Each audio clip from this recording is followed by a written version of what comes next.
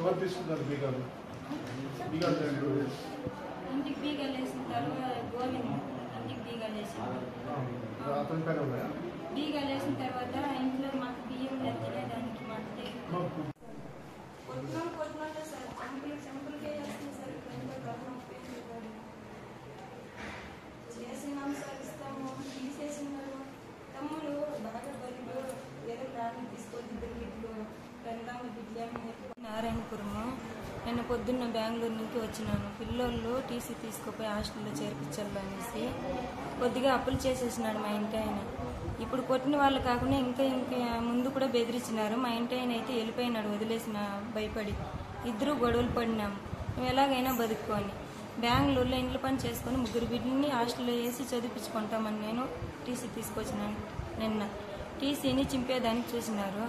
చేతులేసి అడ్డేసుకున్నాను. వద్దు నా పిల్లల లైఫ్ అనేసి వదలలేదు. చీరని లాగి మారి చెట్టుకు కట్టేసి మునికెనప్ప, వెంకటలక్ష్మి, జగదీశ్వరి, రాజా అసభ్యంగా ప్రవర్తించారు. నా కొడుకు ఏడుస్తూ ఉంటే 5 ఏళ్ళ పిల్లోడు వాడిని పక్కకు లాగేసి కట్టితో ఈ మారి కొట్టి ఒళ్ళంతా కమిలిపోయినట్లు చేసిండారు. ఎవరు కానీ అడ్డు రాలేదు. గ్రామ సభ్యులు కానీ ఊర్లో వాళ్ళు కానీ చూసి చూడినట్లు వెళ్ళిపోయినారు. ఈ మారి లైవ్ తీసి నాకు తెలియకుండా కూడా పెట్టినారు. చూసిన తర్వాత నాకు తెలిసింది. కొట్టిందే కాకుండా మేడం పోలీస్ స్టేషన్లో అడిగితే మేము కట్టలేదు కొట్టలేదు అని చెప్పినారు. మేడంకి ఎవరిలో లైవ్ పెట్టి అప్పుడు చూస్తేనే నాకు తెలిసింది. అంతవరకు తెలియదు. ఇంత దారుణమా లేడీ పని చేసేది? 3 పిల్లోల్ని ఎన్ని లక్షలు 300 రూపాయలు కూలి చేసి నేను తీర్చగలిగేది. నా మొగుడు ఒకప్పుడు బాగుండేటప్పుడు డ్రైవర్గా చేసి తీసి బాగా బతికినప్పుడు లక్షలు డబ్బులు అడిగేవాడు పోయి ఇచ్చి మీ భార్య ఉంటే పిలుచుకొని రా అని చెప్పి అసభ్యంగా వడ్డీకి నా దగ్గరికి రానేవాళ్ళు. ఈ మారి చేసినందుకు మా అమ్మ వాళ్ళ ఇంట్లో ఉంటే అక్కడ గలాట్ పెట్టేవాళ్ళు. అక్కడ ఉండకుండా బెంగళూరులో పోయి తలదాచుకుని ఇంట్లో పని చేసుకొని బతికేదనుకున్నా. నిన్న వస్తే ఈ మారి చేసి ఉండారు. మేము ఎలా బతకల్లా? ఏదన్నా సాయం చేస్తారని కోరుకుని ప్రాణంతో ఉండాను. లేదు మేము కూడా మా వల్ల ఏది కాదు అంటే మేము సూసైడ్గా చేసుకోవాలి. నా మొగుడు వరకు తెలియదు. నా మొగుడికి తెలుసుంటే వచ్చిండేవాడు. నా మొగుడికి తెలిసిందన్నట్లు లేదు. ఒక 6 నెలల క్రితం నా మొగుడిని నేను అవసరం లేదు నువ్వు ఏ మారి చేస్తా ఉన్నారు ఇంటికి బీగాలు వేసి కూడా బెదిరిస్తారు. అప్పుడు కూడా నేను పోలీసులకి ఇన్ఫార్మ్ చేయలేదు. తీసుకున్న తప్పుకు మనం తిరిగి ఇవ్వాలనే ఆలోచనతో నీతికి పడి నా 3 పిల్లల్ని బీగాలు పగలు కొట్టి బియ్యం ఎత్తుకునే దానికి పోతే మళ్ళీ బీగాలు వేస్తాం ఇంకొకటి కాకపోతే అని బెదిరించినారు. ఊరికి పోయేదానికి లేదు వచ్చేదానికి లేదు. ఎవరిని ఏమడి వల్ల తెలియదు. ఎవరు లేరు మాకు. పోలీస్ స్టేషన్ తరపున పోతే మేము డబ్బులు విసిరేస్తే మా వల్ల అవుతుంది, మేము మొగిని తూక్కొచ్చి చంపేయగలుగుతాము అని బెదిరించినారు. కొట్టి గిల్లి మారి చేసినారు. మిత్రులకు నమస్కారం. మన ప్రియతమ ముఖ్యమంత్రి వర్యులు శ్రీ నారా చంద్రబాబు నాయుడు గారు సార్వారు ఆదేశాలు మరియు జిల్లా అధికారుల యొక్క ఆదేశముల మేరకు ఈరోజు శిరీష నిన్న జరిగినటువంటి ఇన్సిడెంట్ పైన విచారణలో భాగంగా ఈ యొక్క హాస్పిటల్కి రావడం జరిగింది. ఈ హాస్పిటల్కి వచ్చిన సందర్భంగా సదరు శిరీషను విచారించగా శిరీష వారు 80,000 అప్పు తీసుకున్న దానికి పర్యవసానంగా నిన్న చెట్టుకు కట్టి కొట్టి ఉన్నారని తెలిపి ఉన్నారు. నిన్న శిరీష వారు బెంగళూరు నుంచి వారి యొక్క కుమారుని యొక్క టీసీ తీసుకోవడం కోసము నారాయణపురం రావడం జరిగింది. ఆ సందర్భంలో జరిగినటువంటి ఇన్సిడెంట్. దీనిపైన కుప్పం పోలీసు వారు విచారణ చేసి కేసు కూడా నమోదు చేయడం జరిగింది. అదేవిధంగా శిరీష వారిని విచారించగా వారికి భూమికి సంబంధించినటువంటి సమస్య ఉందని తెలిపి ఉన్నారు. ఆ యొక్క భూ సంబంధిత సమస్య కూడా పరిష్కరించడం జరుగుతుందని మీడియా ముఖంగా తెలియజేస్తున్నాము. వారి యొక్క పెద్ద కుమార్తెకు విజిలాపురం హాస్టల్ నందు ప్రవేశం కోసము సీటు కావాల్సి ఉన్నదని తెలిపి ఉన్నారు. ఆ యొక్క ప్రవేశానికి సంబంధించి కూడా అధికారులతో మాట్లాడి అక్కడ చేర్పించడం జరుగుతుందని మీడియా ముఖంగా తెలియజేయడం జరుగుతుంది. కుప్పం నియోజకవర్గము కుప్పం మండలం నందు ఇటువంటి పర్యవసనాలు మరొకసారి పునరావృతం కాకుండా తగిన రీతిలో చర్యలు తీసుకోవడం జరుగుతుందని, తగిన రీతిలో గ్రామస్తులకు గ్రామ పెద్దలకు వీటిపైన అవగాహన కల్పించడం జరుగుతుందని మీడియా ముఖంగా తెలియజేసుకుంటున్నాం. రాళ్ళు పీకేస్తా ఉంటే ఎంఆర్ఓ గారు ఇచ్చిన కంప్లైంట్ మేరకు సోమన్న మీద మనము ఒక చిన్న కేసు నమోదు చేయడం జరిగింది. ఆ చిన్న కేసు నమోదు చేయడం జరిగిన తర్వాత అతనికి నోటీసులు ఇస్తే తీసుకోలేదు. ఇంటికి కూడా అతికించడం జరిగింది. మన పోలీసు వాళ్ళు వెళ్ళి ప్రొసీజరల్గా సుప్రీంకోర్టు గైడ్ లైన్స్ ప్రకారంగా ఆ చిన్నటి కేసులో అరెస్టులు ఏముండవు, కానీ 41A నోటీసులు సర్వ్ చేయాల్సిన అవసరం ఉంది కాబట్టి 2-3 సార్లు నోటీసులు ఇచ్చినా కూడా సర్వ్ చేయక అతను తీసుకోలేదు. మోరోవర్ చాలా బ్యాడ్గా ఫిల్తీ లాంగ్వేజ్ వాడుతూ అబ్యూస్ చేస్తున్నాడు ఎంప్లాయీస్ని, అంటే ఎంఆర్ఓ గారిని, ఎస్ఐని, వెళ్ళిన కానిస్టేబుల్స్ అంతా చాలా ఫిల్తీ లాంగ్వేజ్తో అబ్యూస్ చేయడం, ఫుల్గా తాగి ఉండి ఇలా చేయడంతో 4th టైం మన వాళ్ళు సుప్రీంకోర్టు గైడ్ లైన్స్ ప్రకారంగానే ఎవరైతే నోటీసులు రిఫ్యూజ్ చేస్తారో, పదే రిఫ్యూజ్ చేసి ఇన్వెస్టిగేషన్ సహకరించకుండా, చట్టానికి సహకరించకుండా ఉంటే వాళ్ళని అరెస్ట్ చేసే అవకాశం ఉంది కాబట్టి అతన్ని పోలీస్ స్టేషన్ వరకు రమ్మని చెప్పి అడగడం జరిగింది. అతడు రాకుండా మళ్ళీ పోలీసులను అబ్యూస్ చేస్తున్నప్పుడు పోలీసులు విధులను ఆటంకం కలిగించినప్పుడు ఫోర్స్ఫుల్గా తీసుకోవడం జరిగింది అతన్ని. కానీ ఆ టైంలో రాలేదు, అతడు రాకపోవడం ఉంది. దీన్ని కూడా మన మీడియా మిత్రులు కొంత వైరల్ చేసే ఫీలింగ్ ఉంది. దీన్ని దయచేసి ఇటువంటి కొంచెం ప్రాక్టికల్గా కొంత అర్థం చేసుకోండి.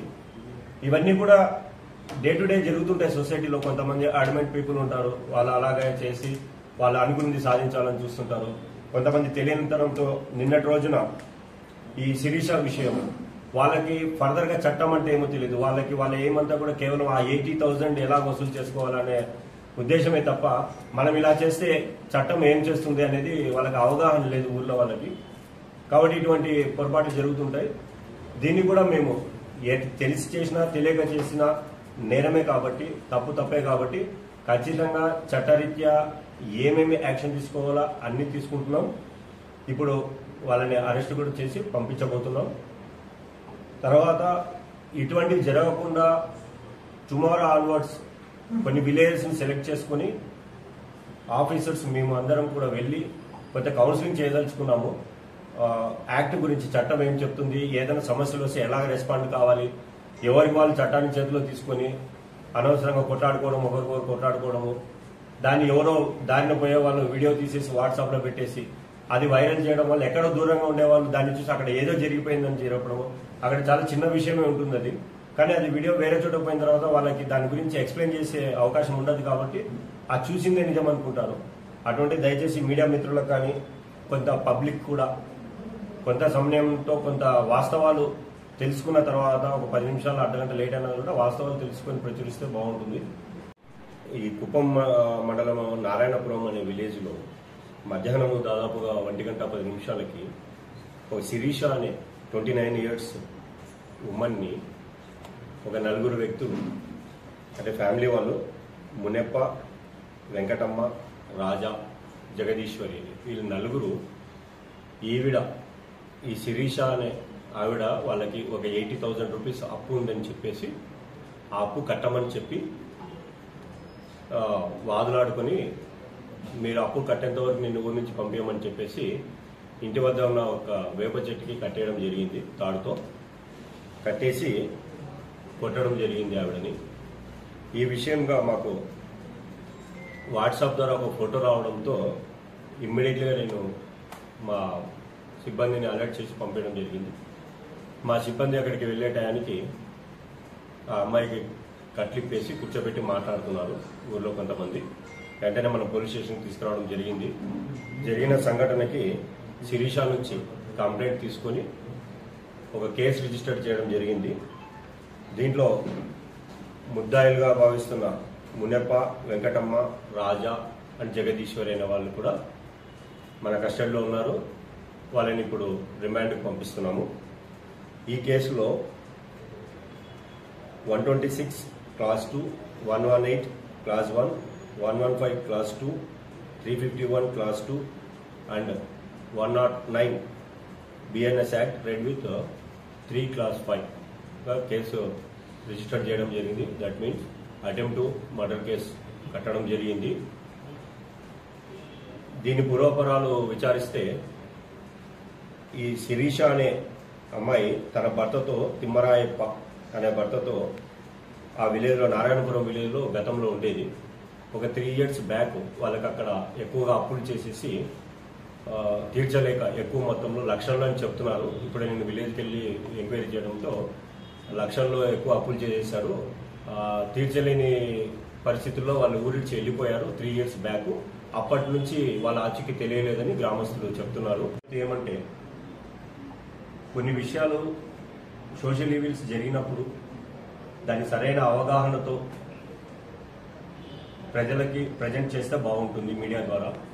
అలా కాకుండా కొద్దిగా త్వరగా న్యూస్ ఇవ్వాలి అనే కాంపిటేటివ్ స్పిరిట్తో కొన్ని విషయాల్లో కొంత దుందుడుకుగా తీసుకెళ్లడం జరుగుతుంది. దానివలన ఈ సొసైటీలో అన్రెస్ట్ క్రియేట్ అవుతుంది, ఏదో జరిగిపోతుంది అనే విషయం. దీంట్లో ఒక మీడియాలో వచ్చిన ప్రకారంగా నేను మీడియాని అటెంప్ట్ చేశాను. దాన్ని చూస్తే పూర్తిగా దీన్ని పొలిటిసైజ్ చేసేస్తున్నారు.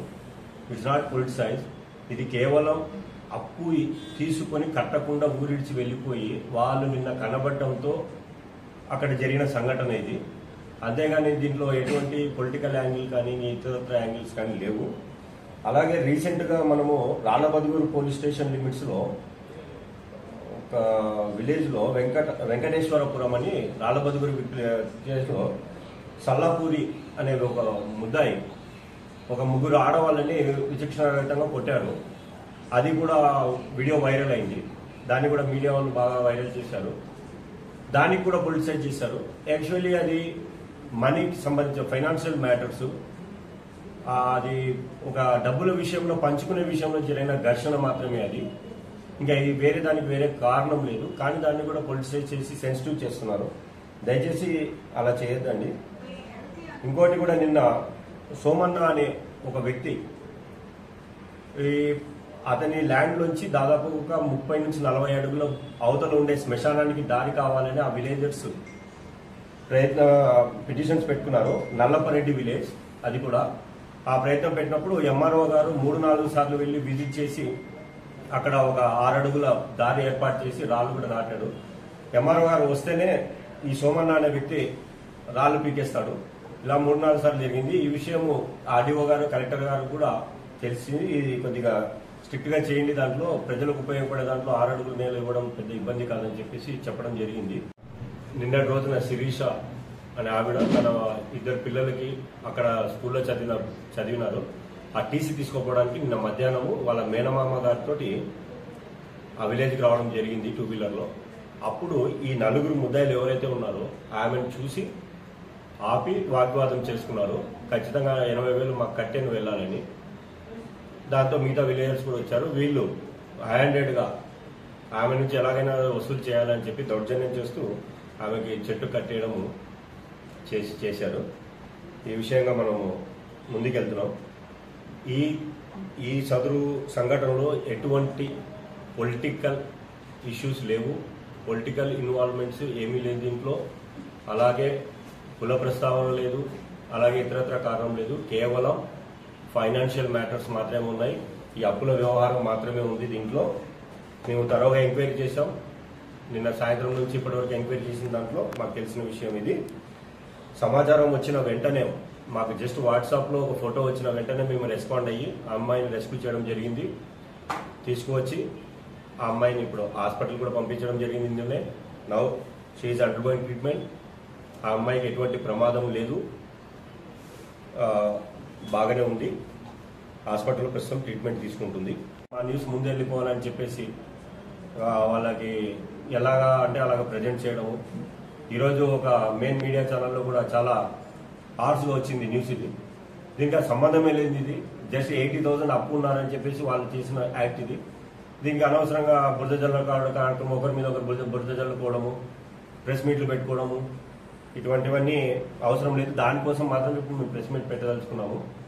మేము ప్రెస్ మీట్ పెట్టకపోతే ఇంకా ఇష్టం వచ్చినట్టు ఎవరికి వాళ్ళు దాన్ని ఇంటర్ప్రిట్ చేసుకుంటున్నారు. కాబట్టి దయచేసి వాస్తవాలు తెలియజేయాలనే ఉద్దేశంతో మేము ఇది తెలియజేస్తున్నామండి.